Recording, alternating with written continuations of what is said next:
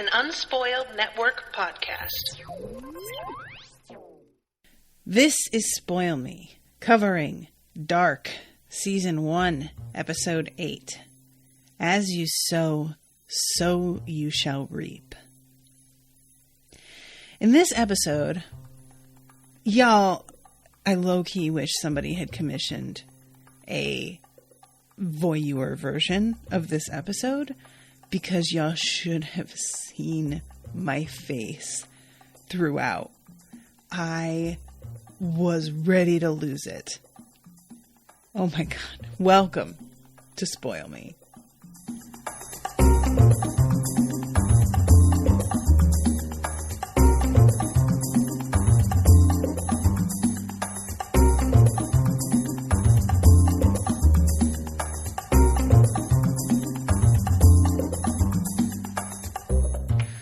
Welcome to the show, everybody. I am Natasha.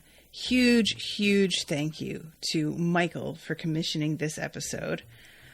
Michael, I'm super excited because this has been the first Dark episode in a few weeks. I think maybe a month almost. And guess what, y'all? There is another Dark episode tomorrow. I get to watch and record on it right away. I'm going to get to watch 3 episodes in total this week. Now, normally with Dark, when I record one, I am overcome with curiosity and I immediately go and watch the next one, even if I'm not going to be recording on it for a while, because I just want to know what happens.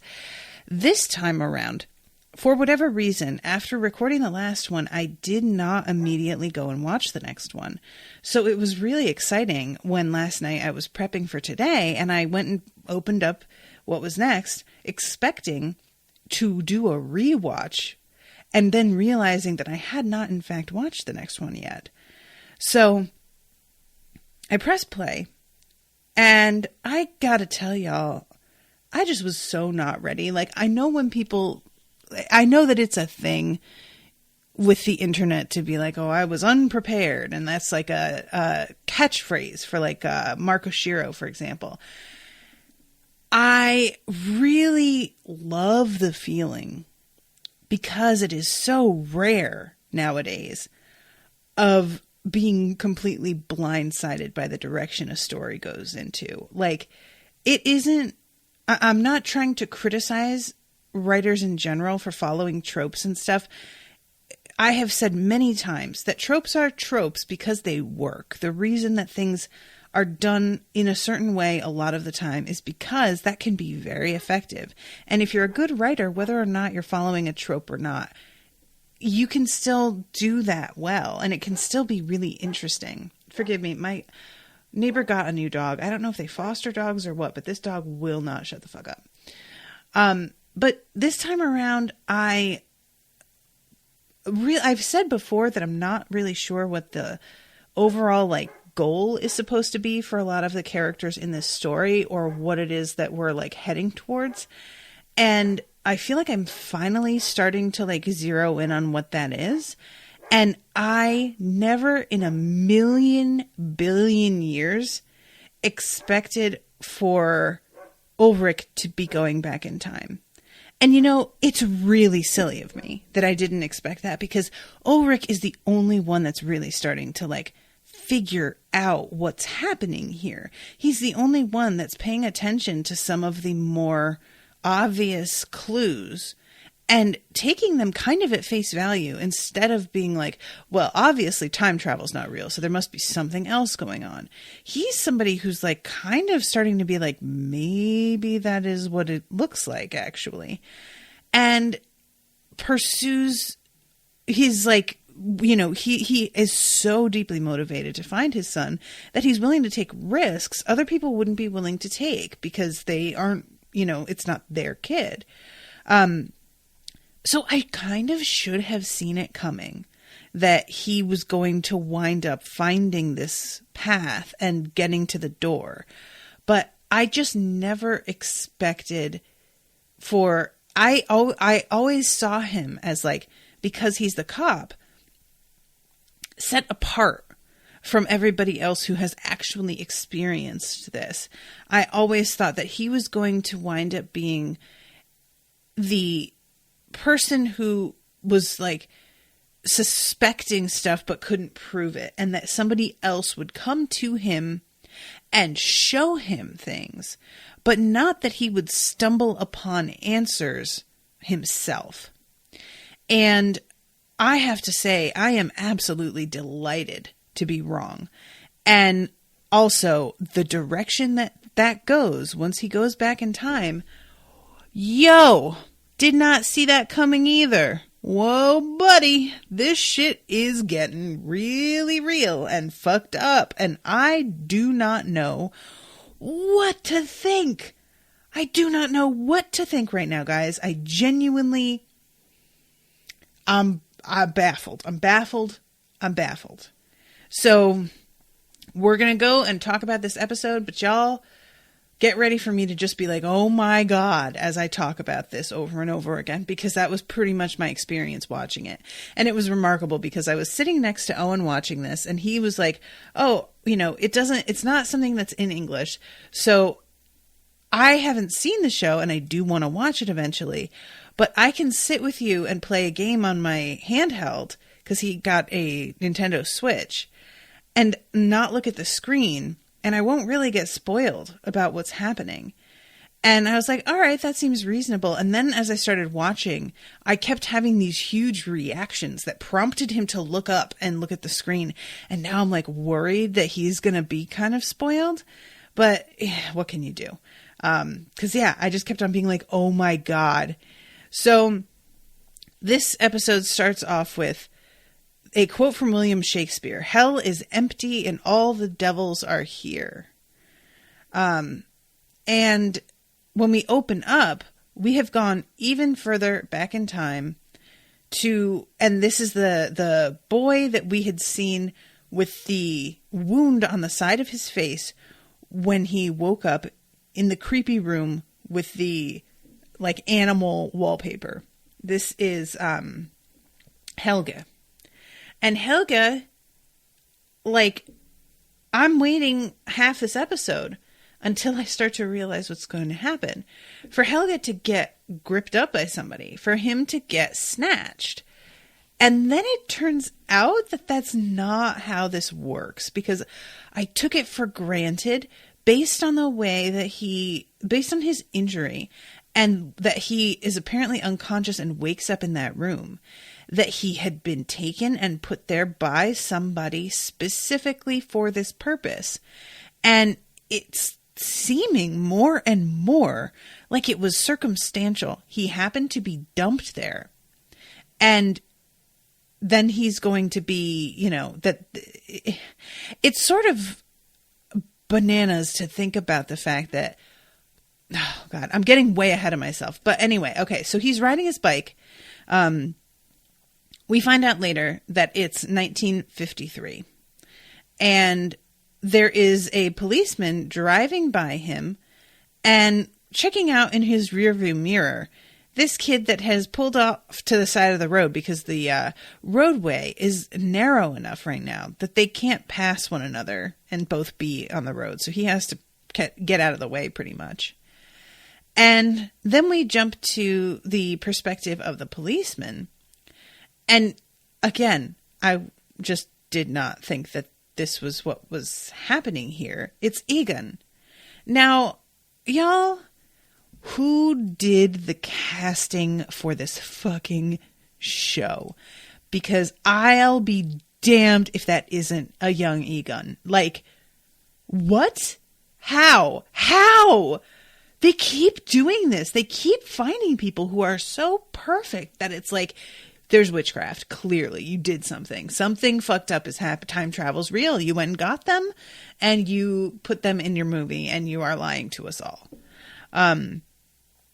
So he is coming to investigate a couple of killings. There are 2 young boys that have been found in the pile of dirt and sand on the property that we find out a nuclear power plant is going to go.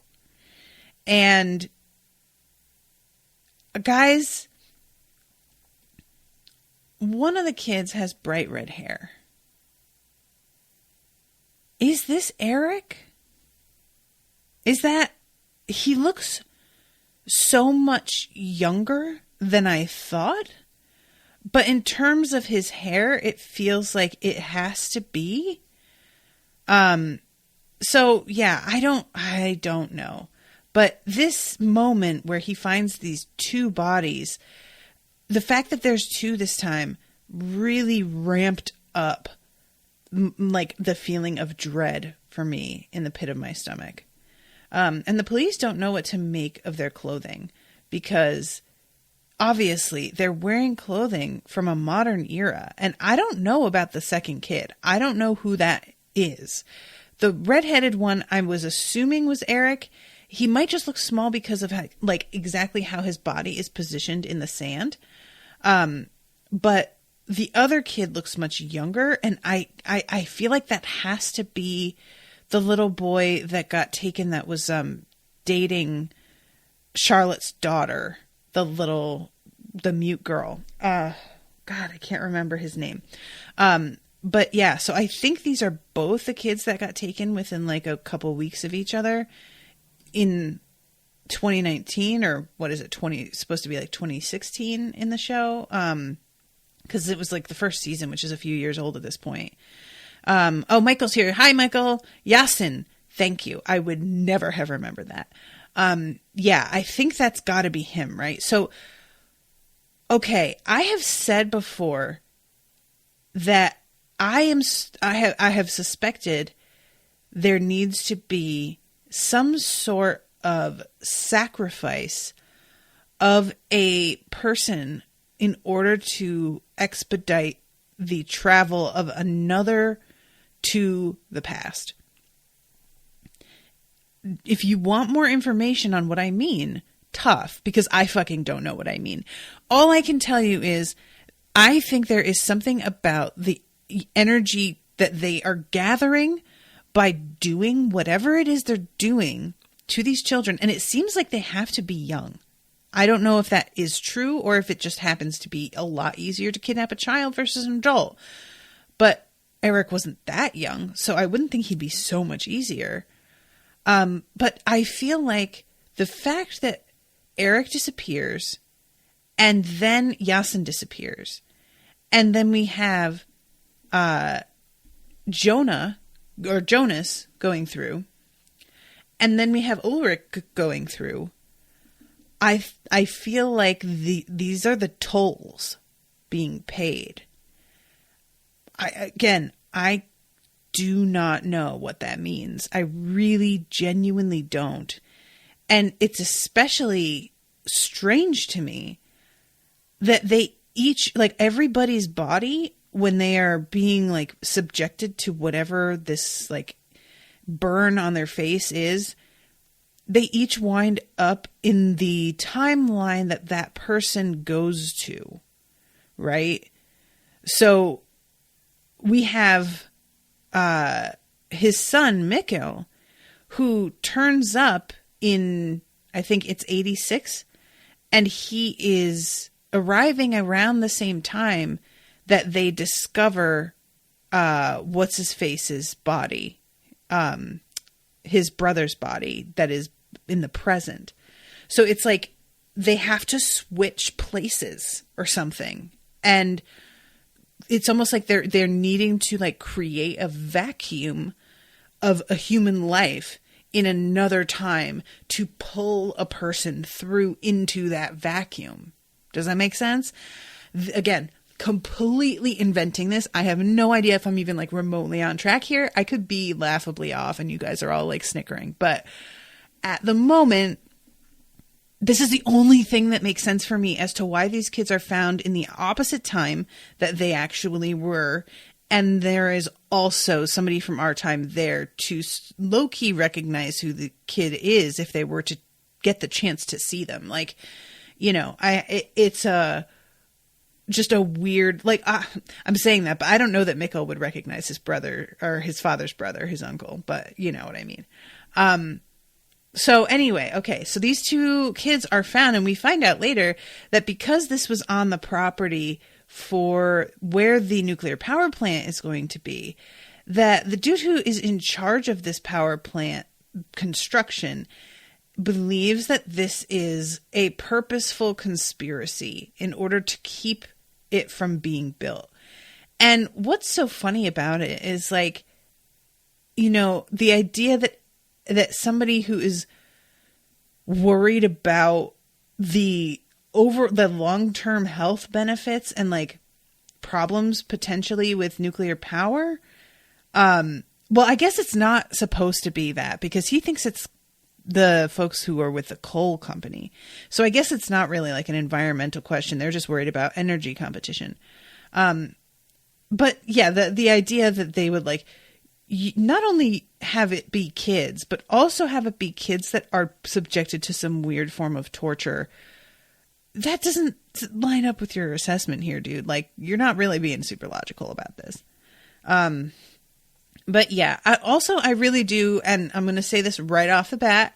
And anybody who is German who is listening to this, apologies to you. And I hope that you understand where I'm coming from. But it is real, like, creepy to me to hear the speech that what's his face, who is going to be the one in charge of the plant.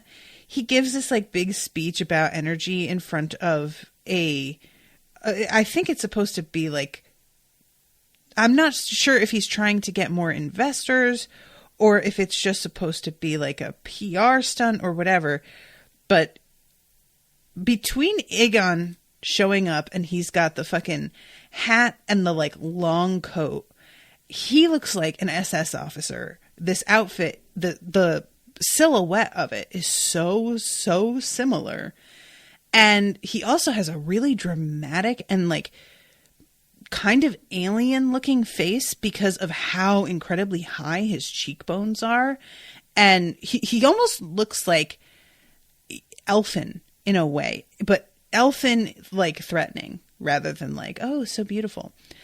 And the dude giving the speech later, the, like, passion and everything, when I stopped looking at the subtitles for a second and I just heard him loudly, low-key, angrily speaking to a huge crowd in German, I was like, oh man, this is really uncomfortable. Like, there is no way, because of the era and this being as close to World War II as it is, to not make those connections in my brain and have this, like, really visceral reaction that I have to sort of step back from and be like, okay, obviously you have some baggage about what all this means in the context of this, and you just kind of need to keep that in mind while you're watching this.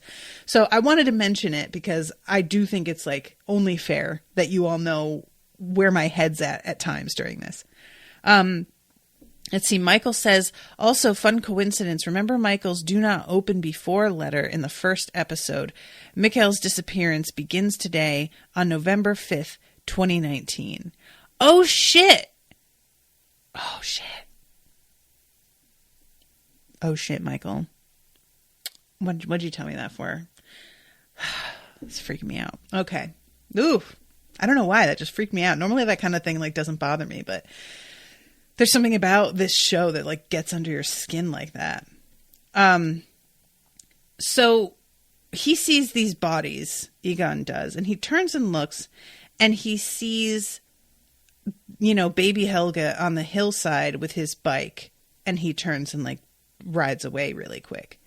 Now, there is something about the way that he looks at Helge that makes me think he doesn't really like the kid. Like, I don't even know if I want to say suspects him, but he looks at him at this moment, and he looks at him in the rearview mirror, like, earlier, in a way that to me feels like the adult keeping an eye on a kid that they feel like in their gut is no good, and they are just waiting for them to fuck up somehow because they know it's coming. And I don't know what to make of that exactly. Like, it's really clear Helge is a weird kid, and he is a weird kid because he has a weirdo abusive mother. So it's not his fault, but people seem to be interpreting his weirdness as a threat. And it seems to be, to me on the outside, simply the result of trauma it could certainly be more than that. But at the moment, it's like he just doesn't really know how to relate to other people. I feel that he's an only child.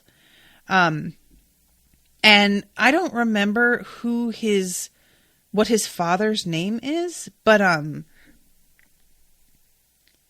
correct me if I'm wrong, he winds up working as security at the power plant later, right?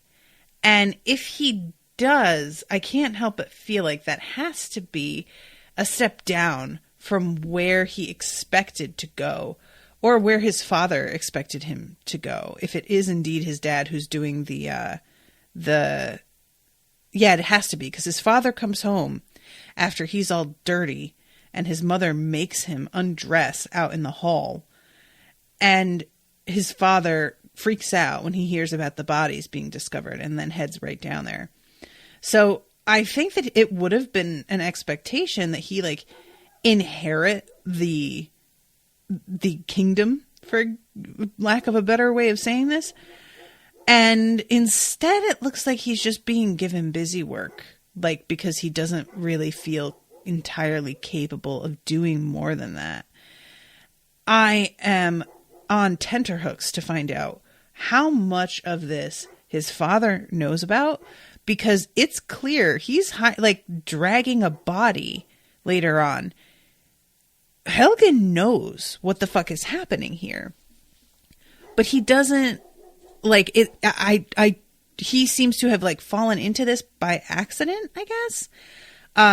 And I don't really know what he's going to have told his father or what experiences he's going to have, because I don't know for sure, but it doesn't seem as if Helge winds up traveling himself.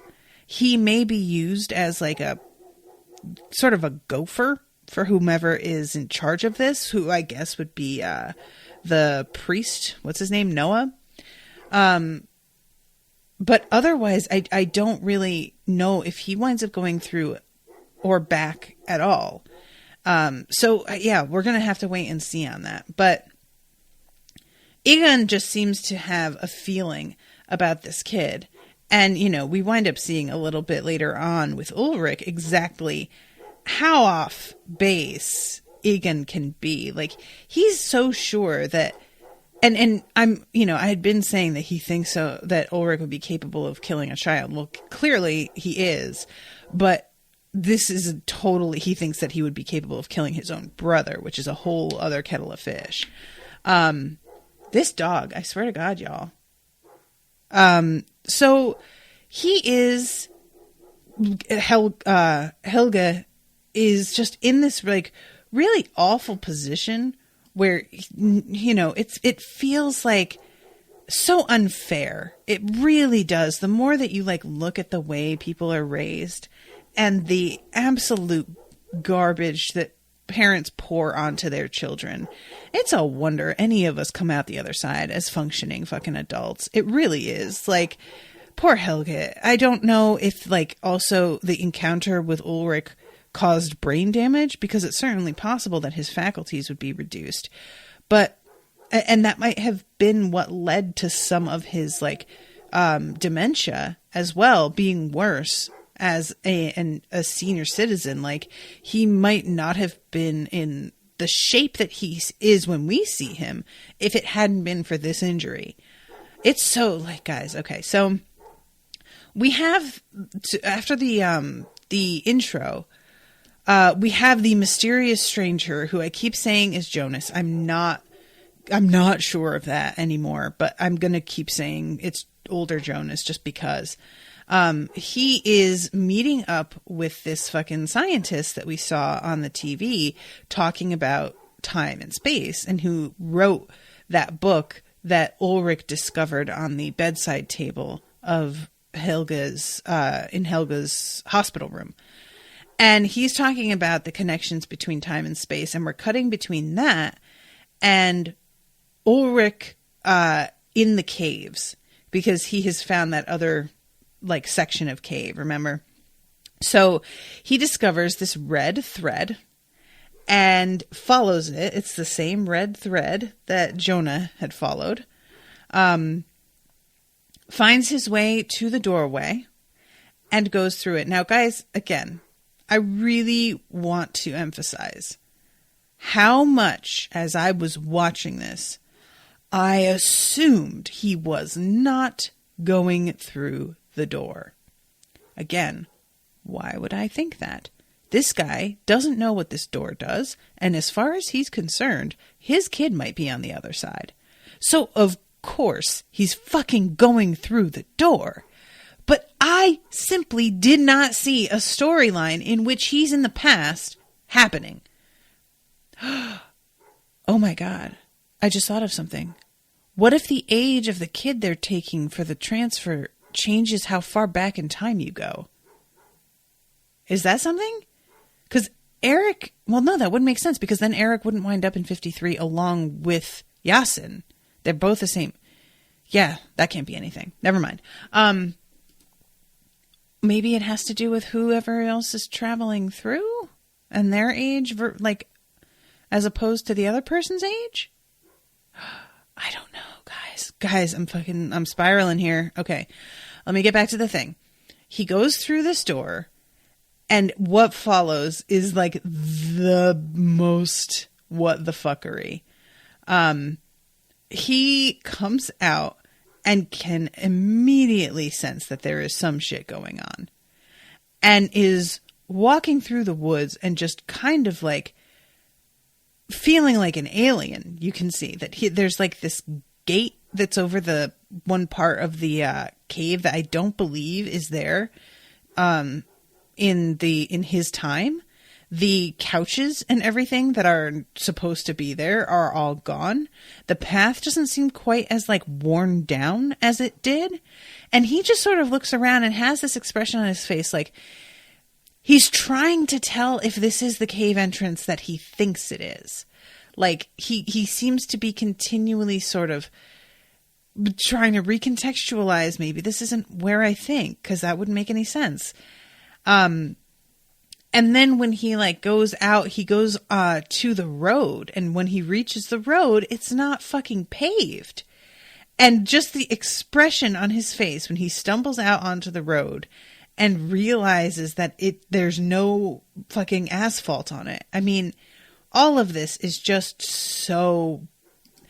Guys, I'm not kidding. I was watching this just going, oh my God. Because can you imagine... like stumbling on a place that's like really familiar, but just wrong in like a fundamental fucking way. It's like if you lived in a 3-bedroom house and you turn up and the front door, even the driveway are like in the same place, but the house is half the size. Like 2 of the bedrooms are just missing. Like that, you know, where it's just like, no, I know this is my house. Like, look at it. It's my house, but it's not my house. Like this isn't right. I just really felt for him in this moment, and his acting in this whole like sequence is so good because he's just like, it's a constant sort of a revelation and a look of like fear and pain, but also like, no, that can't be it. And then going back to, but it has to be it. Like there's literally no other reason for this to be true. Michael says the gate and couch are great clues by production to indicate the era. Yeah, totally. I love things like that because it's something that, of course, I'm sure they chose with the intent of being like, we need something to tell people when he comes out.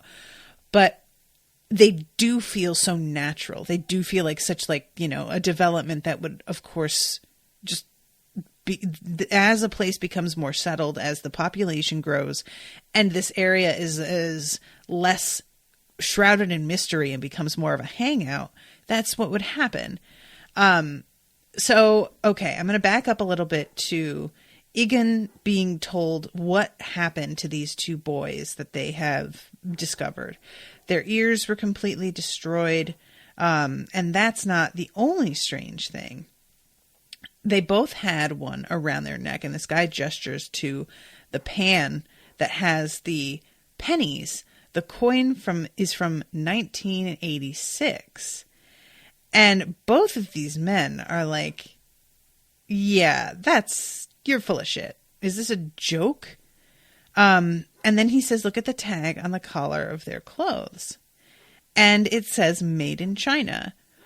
I love this so deeply because this is something that you just do not notice nowadays. Like, you just take for granted so completely that clothing and so many other goods are imported. Globalization is pretty recent. Like, we talk about the Industrial Revolution and globalization as if they are synonymous with one another. And it's understandable why we do that, but it's not really true.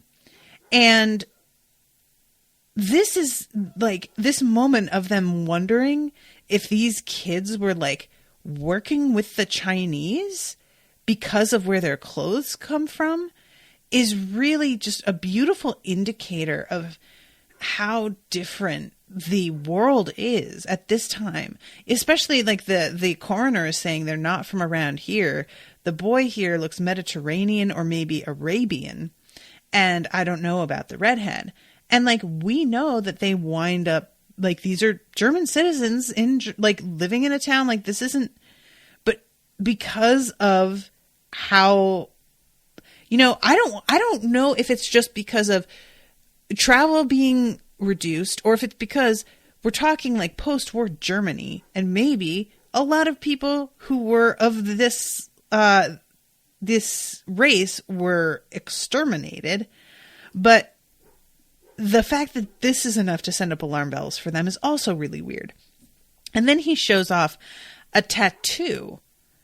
And I'm guessing this is Eric's tattoo. I'm guessing Yasin, as a 11-year-old, did not have a tattoo. But it's like an angry unicorn vomiting a rainbow. And this dude says, I've seen a lot of odd things, but this takes the cake. And I'm really excited because, guys, I don't know how many of you have like listened to paranormal podcasts or watched those kinds of shows.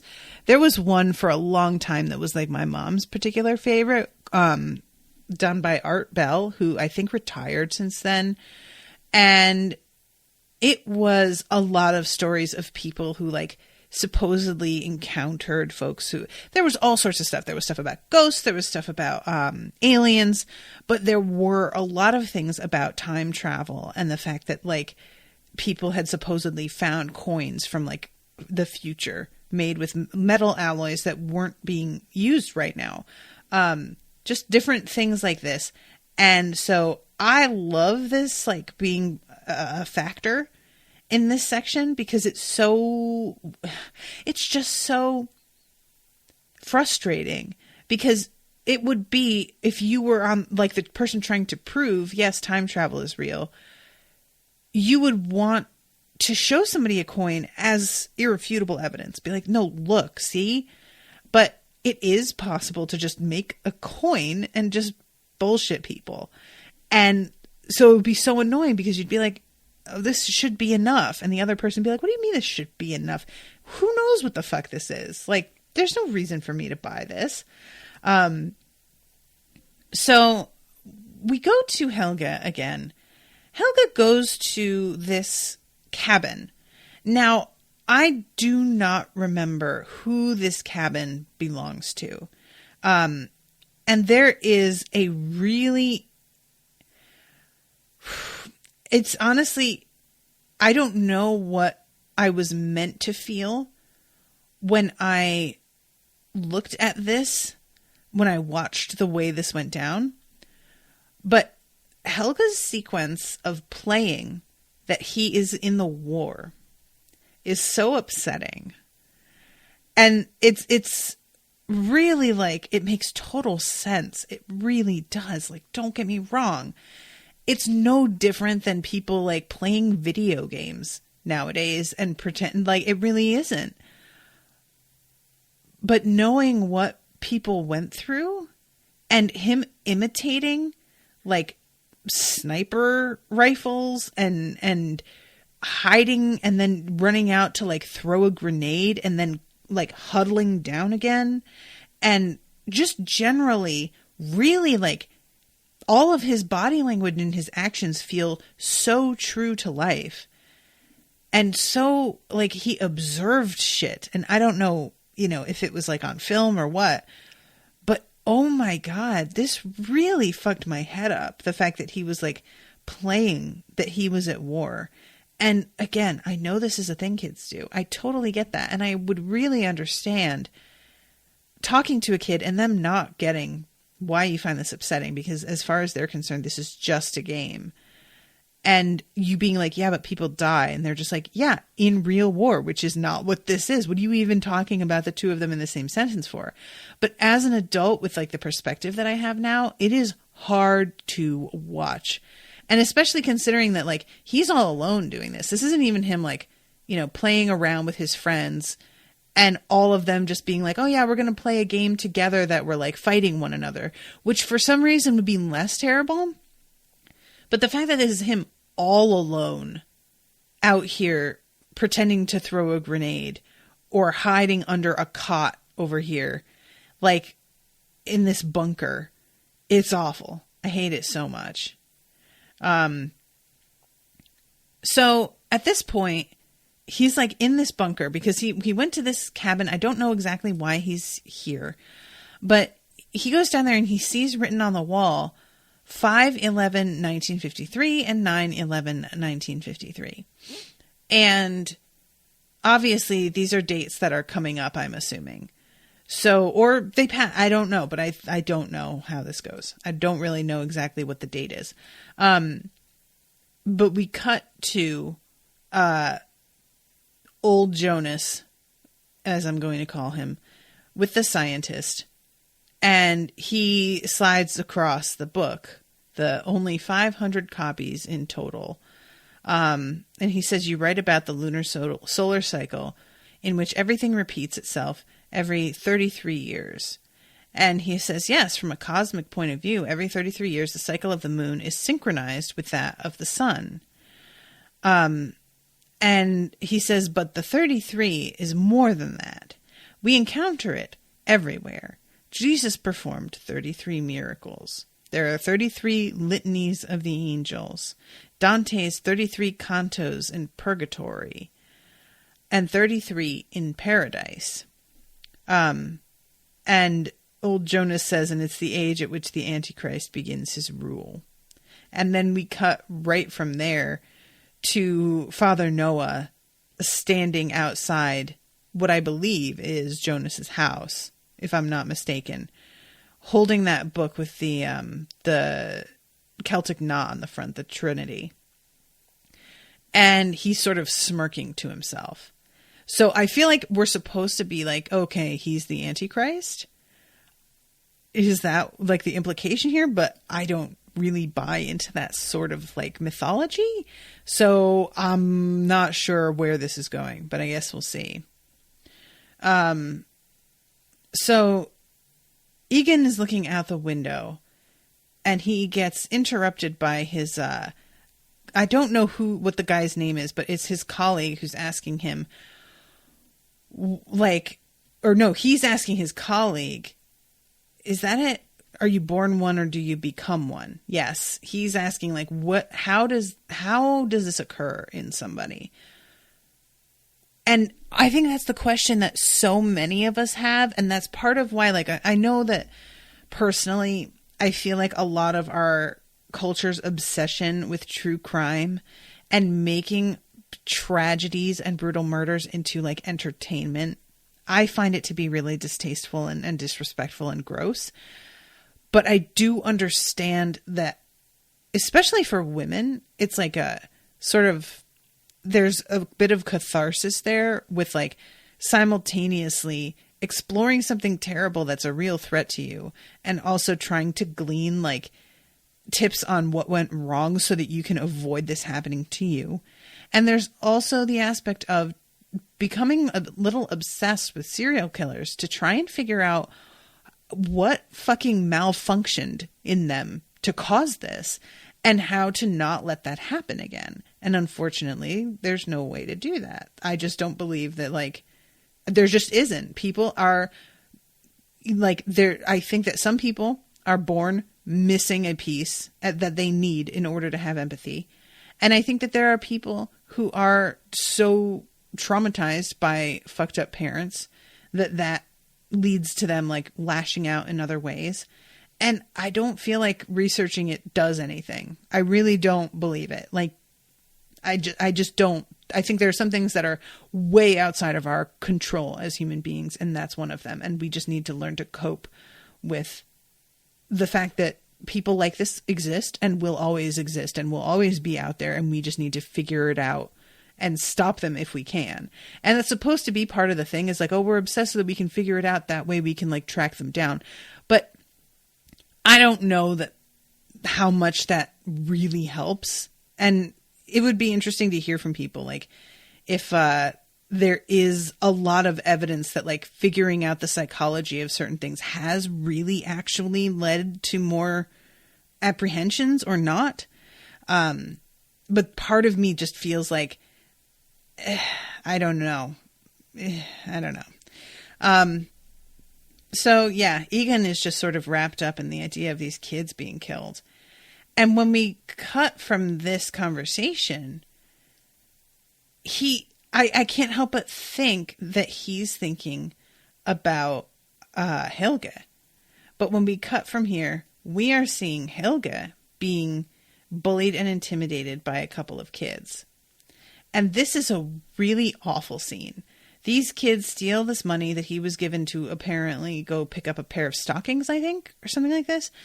And one of the kids like pisses on him, which honestly, I just cannot wrap my head around that kind of like hatefulness. I don't get it. I will never get it. There's just like doing something like that, which accomplishes absolutely nothing but humiliating the person and wanting to do that so deeply that in my mind, you are also humiliating yourself in doing so. Of course, they don't see it that way or else they wouldn't do it. But I see it this way. It's just a completely foreign fucking idea to me. And they wind up getting driven off by Ulrich, who it really feels for a second like Ulrich has managed to save this kid and maybe like could be his friend and be an ally to him. And then it just does not go that way. Meanwhile, the doctor who is talking, the scientist who is talking with old Jonas, is drawing an illustration on a piece of paper about this beam. And he is talking about the beam should continue in the same direction forever. There's no reason to assume that it could come back at you from the right. And he's like showing this with a little drawing of a stick figure on a piece of paper. And he says, but a wormhole changes the topology. And he folds the paper around so that it winds up twirling around the paper and hitting the person again. And nothing is where it belongs anymore. And this is fun because it's a really similar visual illustration of his point as the one that is done in A Wrinkle in Time. Basically the idea of folding something and making it so like the closest distance between 2 points is not a straight line. It's actually a folded line. So we're getting this guy monologuing throughout this episode about, I'm trying to think of the shortest, easiest way to say this, about the fact that nothing has a beginning, that everything that we think of as the start of a thing, we only think of that way because we don't know the full story. And in truth, time and the effects of different actions are all intertwined and tangled in this way that one thing could not have happened without another thing. And that thing happened because something from the past happened. And that thing from the past only happened because a thing from the future changed that past. And if you try and track down to the beginning of any particular event, you won't find it because there is no telling what affected that, like a little change here and there. And that there are people going in and out of times doing things to alter them. And it's a really like, I really, really like this idea. I have always been a fan, as much as I adore straight answers. As much as I love things to be in black and white, here are the rules, follow the rules, and this will happen. In truth, my place that I love to be is that middle that he talks about at one point, where neither thing is true and you just have to sit with both things. And it is really, I think, that the key to like living a happy life is to not get attached to the black or white and instead be comfortable in gray, because gray is neither good nor bad. It's simply you like figuring out a balance. And I don't mean like in terms of morality here. I'm just talking about, you don't have to live your life with the gas burner turned all the way to high or turned off. You can have your gas burner in this like sort of middle area that's steady and stable and safe. And I don't know. I just found this like this discussion of like, we like to think of things in a duality, but that isn't necessarily the truth, to be really interesting. But anyway, so I'm running out of time here, and I feel like I've barely gotten to talk about anything that I really wanted to talk about. We have this woman who stops and asks Ulrich for directions. And when she approaches him, she tells him that her name is, I think she says, Agnes? Yeah, Agnes Nielsen, which is his grandmother? Is that right? And this is my son, Tronte. And that is his father. And he is just standing there like fucking flabbergasted. And Tronte comes up and he's looking at him and he's just like, holy shit. Which, like, sincerely, can you imagine meeting your parent as a sullen teenager? Like, that is the biggest head fuck. And I know that we already went through this with Mikkel, but Mikkel is still himself a child. And even though he met his parent as a sullen teenager, his parent was still older than him. This dynamic of Ulrich being the adult is totally, totally different. And so much more fucking, like, head fucking. So he goes and sees the scientist, H.G. Tannhaus, and has this book and is like, is this you? And the scientist, of course, at this point is young. He looks like he's like mid-30s maybe. And he's like, well, no, obviously this is not me. And he looks at him and, of course, Ulrich is sort of like, no, but I think it is though. And he asks what year it is. And I love this dude. He's like, selling clocks. And it's so obvious, like his obsession with time, even now. But it does not seem that he is quite in the place yet of knowing that where we are in term. He doesn't seem to be coming up with the theories yet that we see later. Meanwhile, Ulrich is looking around the place and really like figuring out what the fuck happened here, that he really did time travel, and he's just having a lot of trouble wrapping his little brain around this. So we go to, because it turns out that Egon's wife is taking in Agnes and her son. And we don't find out until later, but she tells them that her husband is dead. Agnes does. And we see that Tronte has like huge cigar burns all over one arm later on. So it seems pretty clear that she fled because this guy was abusing her child, at least. Likely her as well, because that's the pattern that abusers follow. But there's also an aspect of when she meets Egon, guys, I don't know if I'm imagining things, but it felt to me like Egan knew her. And I don't know if that's true, or if Egan just got this expression on his face because he was startled at how beautiful she is, because it certainly seemed as if like he was stunned by the sight of her. And it could be either one. There was something that felt to me like there was, like she was, had a knowing expression.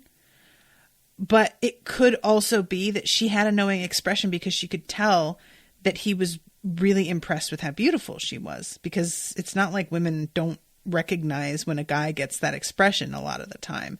It can go over our heads occasionally, but it felt to me like a real moment, and I don't know what I'm imagining and what is actually there. I'm watching this right now. The way that I think part of it too, of me thinking what I am, is the way that Agnes turns around from the window to face Egan when she's told, "Oh, this is this is Egan Tiedemann, my husband." She turns from the window in a way like she's taking a deep breath and facing something that she knows is going to be a big deal. So I just keep feeling like they know each other. And I even almost wonder if like her son isn't Egan's son. Like they maybe had an affair at an earlier point. And she's here because she didn't really know where else to go because her son was being abused. They were letting out a room. And she was like, I know somebody who treated me mostly well and will look out for me. And she's going to him. I'm not trying to say that I think she's showing up trying to steal Egan, because I don't really get that vibe. But there is a moment later on where his wife, I forgot her name, but she is making the bed with Agnes. And it's really funny because it's like two twin beds that are pushed up against one another, and they're both smoothing out the sheets.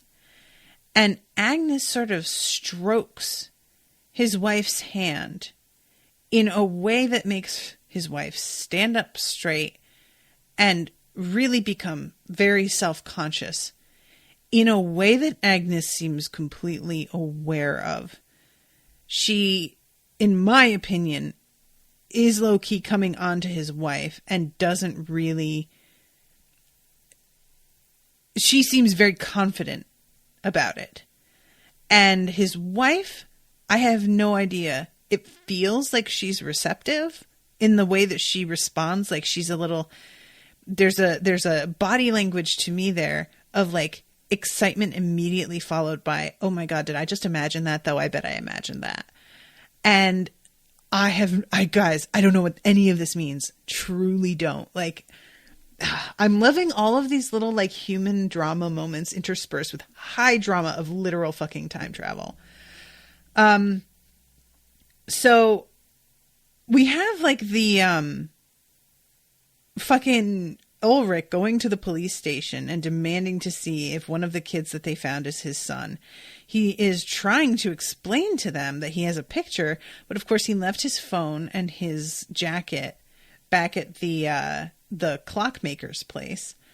And when Egan explains to him about the redhead and that the other one had like dark brown hair and brown eyes, or he says something that doesn't match up with Mikkel's description. Ulrich is about to leave, and then he stops and asks about Helge Doppler. And of course, Egan's like, you mean Bernd Doppler's son? And he says, no, old, about 70. And he raises his eyebrows and he says, the only one I know is Bernd Doppler. And it should be mentioned that Egan is right up in Ulrich's face. Well, I say that. Ulrich is right up in Egan's face. He's the one that's being really aggressive. And Egan is sort of like, his head is tipped back a little bit. And it feels like he is trying to maintain a level of professionalism with somebody that he sees as very potentially threatening. And when he says that Bernd is his dad, Ulrich sort of backs away from him and gives him this look as he's realizing, like, oh my God, this just has to be where it has to be the past. That's the only explanation for all of this. And he runs off. And Egon tells him to wait. But of course, he just continues on. Now, guys, is this part of where his animosity towards Ulrich came from? I can't imagine that, because when he was feeling animosity towards Ulrich was still very young and did not yet look like this. So I don't feel like that's what that was, but I could be really wrong about it. And I think that is exactly what winds up happening with Helge later on, because Helge is sitting here on his property and he's got this box, and Ulrich comes and tries to act like, hey buddy, what's going on? What's in the box? And it's a bunch of dead birds. Now we know that whenever this energy is expended, all of these birds die. Often other animals die. It's a big deal. But Helge collects them and says to Ulrich, they are so beautiful when they're dead. And when Ulrich asks, did you kill them? And he doesn't answer right away. Ulrich gets like really agitated. And when he doesn't answer, he finally pushes it. And I asked you if you killed them. And he says, no, they plopped down from the sky. But it's really obvious that Ulrich doesn't really believe him. And he seems to be looking for evidence that Helge is secretly a psychopath, and that this is evidence of animal cruelty and evidence of the fact that he will one day turn into a killer. And he makes these enormous assumptions here that are just so far outside of what... I mean, I genuinely do not know what to think of his state of mind leading him to the conclusion that this is the dude who like killed his son or made his son disappear. Considering the state that we see Helge in the present day, it just doesn't really make sense. But he is absolutely dying for somebody to blame here. And he starts talking in this way that just sounds so crazy. He's like, he's sitting there with this kid and he says, but you will kill something. And two boys at the construction site. And you can see Helge looking at him like he does not know what to think. And then he says, my brother, and then my son. And he continues on with like, not now, but in the future. And is getting really agitated, but I can change it, And you can see Helge starting to be like, no, I don't think so. And he realizes that this dude is nuts and tries to run away. Fucking what follows is some intense shit, y'all. He grabs Helge, who bites him, and then it turns into this full-on dead sprint in the woods that leads to the cabin. I didn't think he was going to do it. I really didn't. He tackles this kid, holds this rock above his head, and really seems to think over if he wants to fucking do this or not. And then does. Winds up bashing his face in. And it's enough for it to seem as if the kid is dead. We know that's not actually true.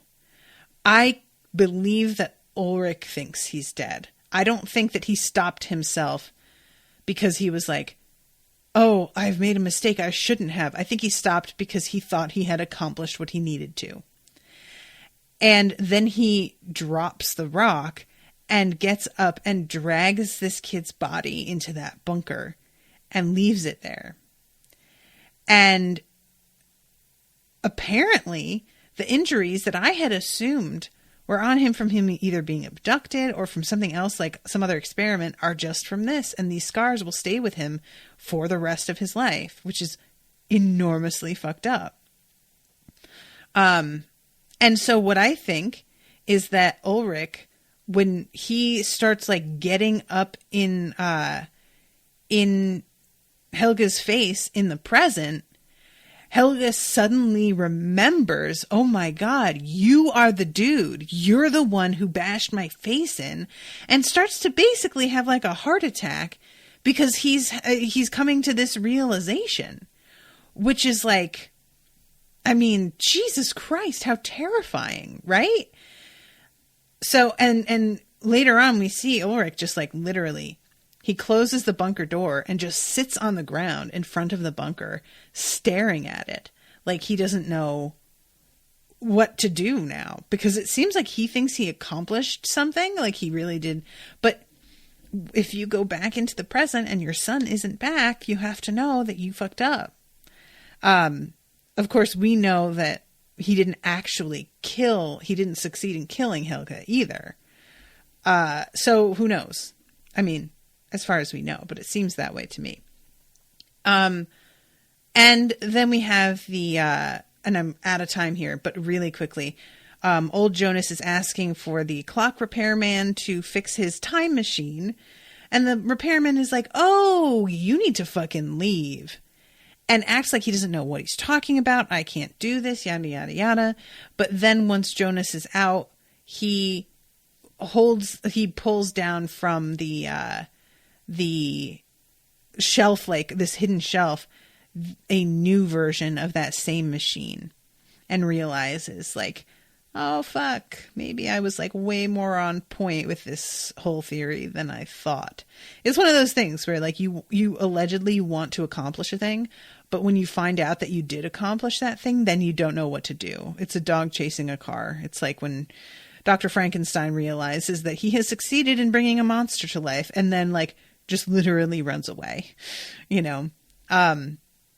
So, and then we have back in 53, because that was in the 60s, we have in 53, this dude finding Ulrich's cell phone in his jacket pocket, which is really, really fun. So yeah, guys, there's so much. I'm so mad that I'm out of time now, but thank you all so much for listening. I'm super excited because there's another one tomorrow, so I get to watch another episode tonight.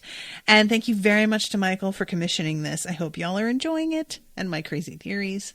And I will see you soon with a new episode. Until then, toodaloo, motherfuckers.